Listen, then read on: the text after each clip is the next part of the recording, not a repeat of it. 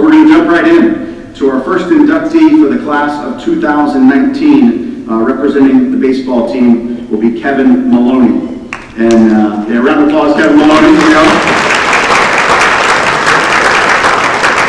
I'll give you some stats. You've got them in front of you if you picked up a program, but I'll give you some stats, and we'll work through those. And we've got a highlight video, and then we'll have our presenter come up and speak. So a couple things stand out for Kevin Maloney. Baseball is a numbers game. You can tell stories with statistics all night long, and it's one of the great things about the sport of baseball. And this one's pretty simple, even if you don't understand baseball.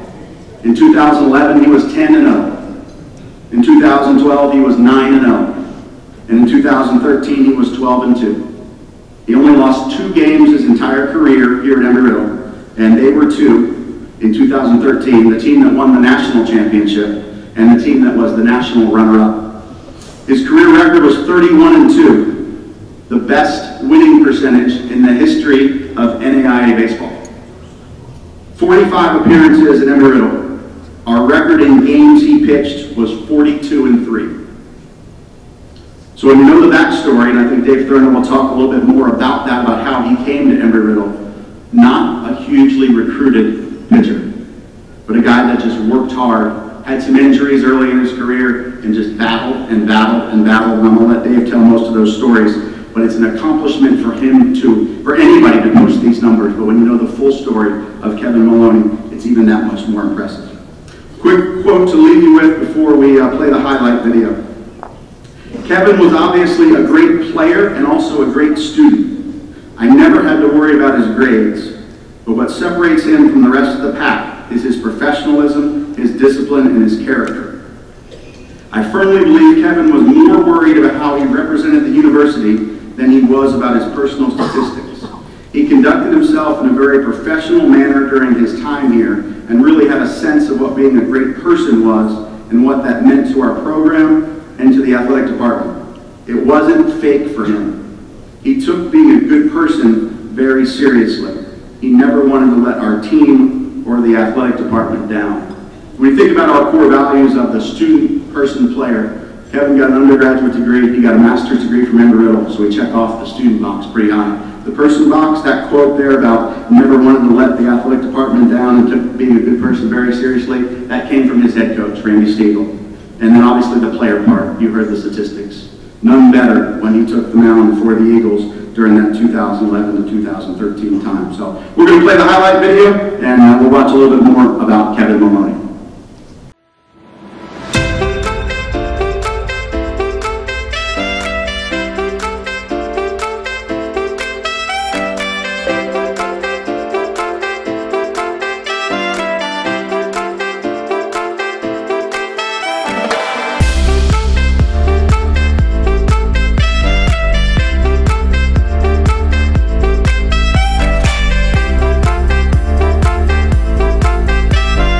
Kevin won't only go down as one of the best pitchers in Embry-Riddle history because of his stats, but you can ask any of his teammates. He's going to go down in Embry-Riddle history as one of the best teammates of all time due to his work ethic on the baseball field and off the baseball field, and being the leader that he was and making those around him better.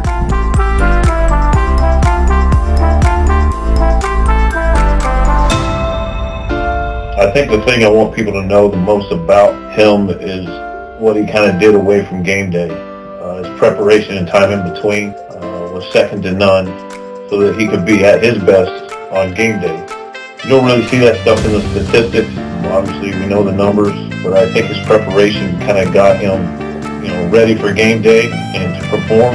And for a guy that's 5'11", 165, 170 pounds, I think it gave him the confidence because he pitched like he was 6'5" and bulletproof. He's an extreme competitor. I'm very proud to have coached him, and even prouder of the story.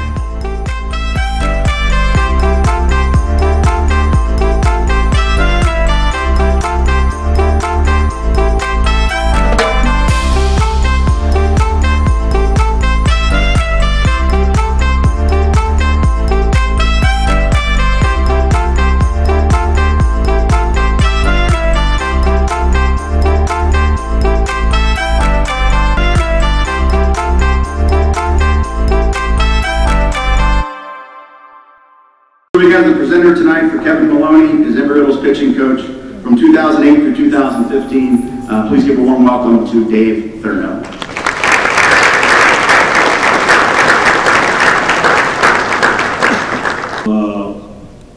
Obviously, this is an extremely special event, and it's special for me to be back here. I want to congratulate all the inductees. I was fortunate in my time here to wear a number of hats, and I've seen a lot of familiar faces.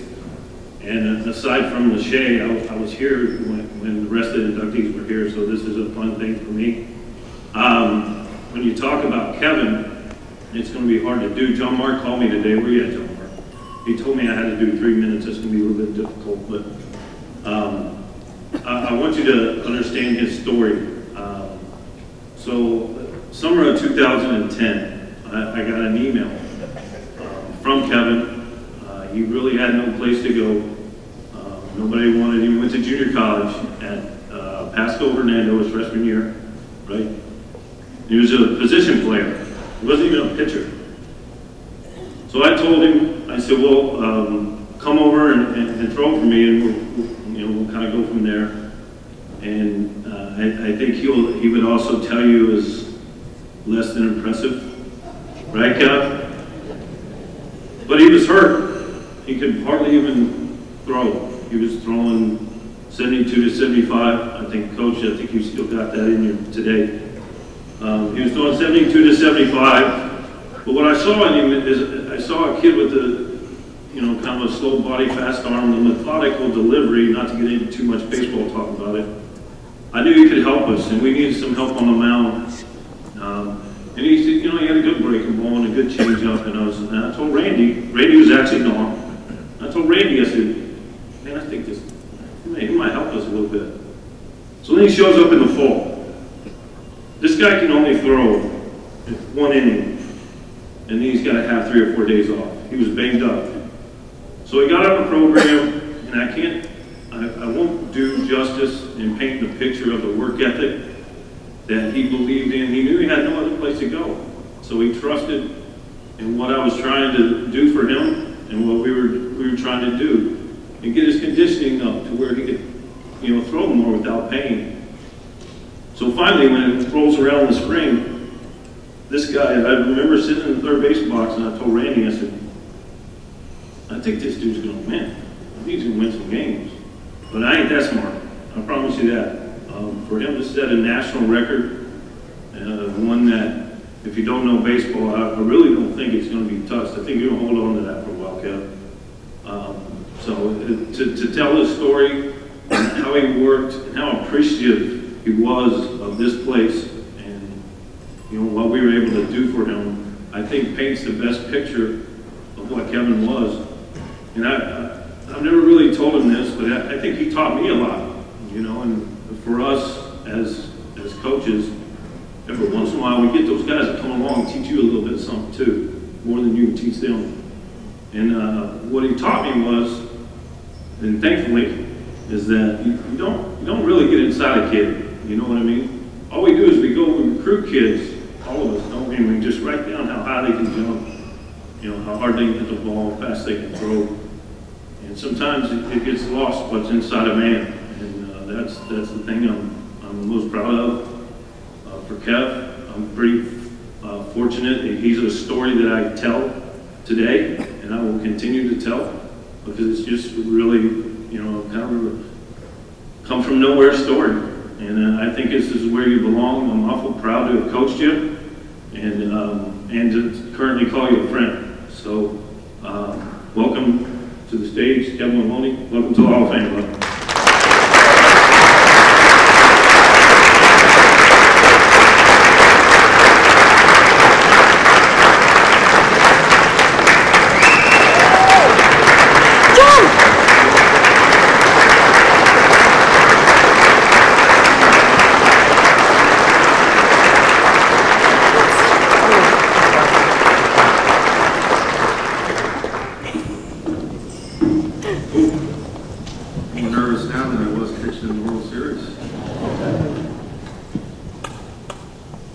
First off, thanks for coming out tonight, and congratulations to the other inductees. It's going to be a fun night. The other day I started thinking about my journey here at Embry-Riddle, and really think about how lucky I was. From the start, it was one thing that was constant in my family. T-ball, the Little League, AAU, Tommy John elbow surgery, hurt my back. They were always there. My parents logistically going to games, practices, fundraisers, working the concession stands at the Little League fields. Always there, you know, so I thank you for that.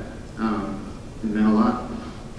My dad for not overdoing it, I guess that's a good way to put it, not forcing me to work extra, wanting me to make that decision. So for that, I thank you. For my siblings, always from the beginning, always rooting for me, looking forward to watching me play, and always cheering on the team. I thank you for that. My wife, Nicole, we've been together since high school, so a little over 12 years, and she took the back seat to baseball the whole time. She never pushed me away, supported me during my injury. She was there to kind of stay with the program, keep working. So she was, you know, my biggest fan over there cheering. So, you know, I thank you and I love you for that. We have a son due in April, so in about 4 years it's going to be baseball all over again. So get ready for that. Next, my coaches, you know, great group of guys. They gave me a chance. That's it. Give me a chance and I'll try. If it doesn't work out, it doesn't work out. But they gave me the chance and, you know, I rolled with it.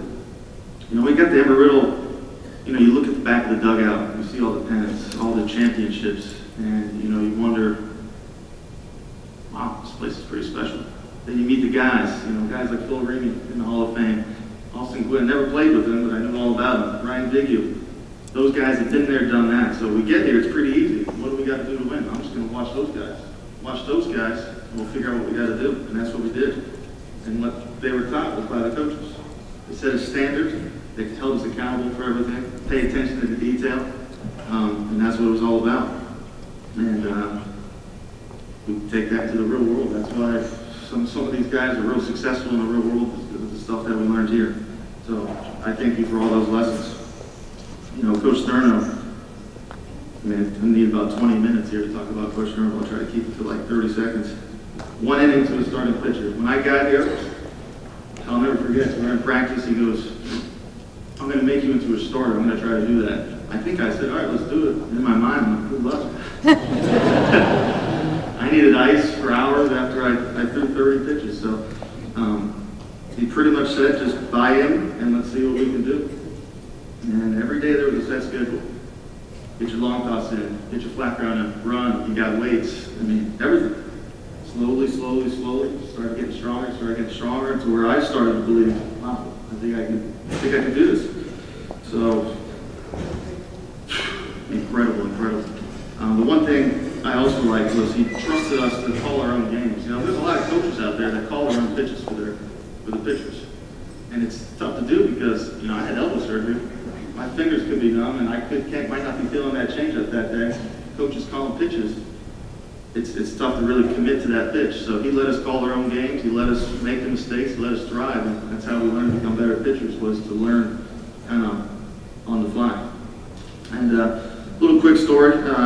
2011, the season just got done. We're in Spokane, Washington. World Series is over in Lewiston, Idaho. And Coach calls me into the room, end of the year meeting. I just went 10-0, so I thought they were going to give me a high five. All right, good to go. We'll see you next year. Total opposite. They looked me in the eye and said, summary of it, we don't think you're good enough to pitch in the World Series. We don't think you're the kind of pitcher that can get guys out in the World Series. Small part. So whether they thought that or whether they were trying to light a fire on me, it worked because I came back that junior year pissed off. I was fired up. So thank you for that meeting because that kind of turned a gear for me there. Next, I want to thank my teammates. Played with some great guys. A lot of them are here right now. Jeff, Adam, and James, 3 roommates. Awesome roommates. Didn't get in any trouble. Our Friday night out was grilling in the back, grilling hot dogs, watching Emily Network. That's what we did. We had a good time. Somehow over the 3 years, I got the nickname Cowboy. I had no idea how. From Florida, 8 horses. So that's one memory that we'll take away. And one memory stands out the most. March 8, 2013, we're playing on this field. We're playing the 6th ranked Point Park Pioneers, I think, out of Pittsburgh, Pennsylvania. They're in the World Series the year before, so we knew about them. Chirpy team. That coach was a nut job. Just a feisty team. And my record at the time was 21-0. The media was calling it the streak. I was in the newspapers, but we never talked about it, nothing. And we're down 3-1. I was getting hit pretty hard. Bottom of the 5th, we scraped together 1 run, so it was 3-2. Got the bases loaded. Adam Cellini comes up, hits the ball to left field. It's going, it's going. Clears the third left fielder's head. 3 runs scored. Out of nowhere, I'm getting tackled by my teammates, and they're holding me down. Come on, Cowboy, the streak's not ending today. Come on, Cowboy, let's go, let's go. And I was like, what the heck's going on here? So that day I realized, like, wow, these guys want to win, but they want me to win. So just a group of guys that we had there on that team. Next, the trainers, Kelly Lehman and Conyers. Conyers not here tonight. The amount of hours that they put in to our players is incredible. I mean, from 65, 70-hour weeks, nonstop, traveling on the road, getting ready anytime. I remember texting Kelly one time, like 9 o'clock at night, Kelly, my arm's killing me. All right, come up, we'll get some treatment done. Next in the morning, I'm pitching. She's 8 a.m. We're treating up the arm again. So they go beyond what people know, and it's fantastic. Ryan Mosier's over there. Ryan does all the stats and the press releases and everything for the team. Just thank you on behalf of my family and friends for keeping everyone involved. They're still on Twitter at work and getting in trouble looking at my phone, play-by-play on what's going on with the games. So thanks for that. Coach Ritter, without you building this program, nothing here happened. So thanks for the lifelong friends that you've allowed me to make, and the coaches that were able to help me, play as long as I possibly could. And then I want to thank Adam Cellini. It was December 2010, Coach Thurno gives me a call. Hey, we got a transfer catcher. Do you know of anyone that needs a roommate? I said, I got an open room. He can share my room with me. And he goes, what? I said, he can share my room with me. So he goes, all right, I'll ask. Hangs up the phone. I start thinking, what did I just do? I don't know this guy. He could be crazy. It worked out. Started off bonding over ancient aliens and finding Bigfoot on TV. Competitive video games. That's when Adam is one of the most competitive guy in the world. So when I started playing those games, he started getting fired up with them. All right, we got a little fiery guy here behind the plate. But the chemistry that we built over the 3 years, I threw 260 innings or so, Mosier, and I probably shook him off 15 times, 20 times. He knew exactly what I was thinking every time. It blew my mind. There's times where I would try to mix it up, and he'd throw down that pitch I was going to call. How does he know that? So thank you, Adam. Without Adam, the defense isn't making plays because I'm shaking. The defense is falling asleep. Kept the defense on their heels, and I like to move quick. I get the ball and pull them right back at you. So thanks, Adam, for that special bond that we created. And then the message to the current players.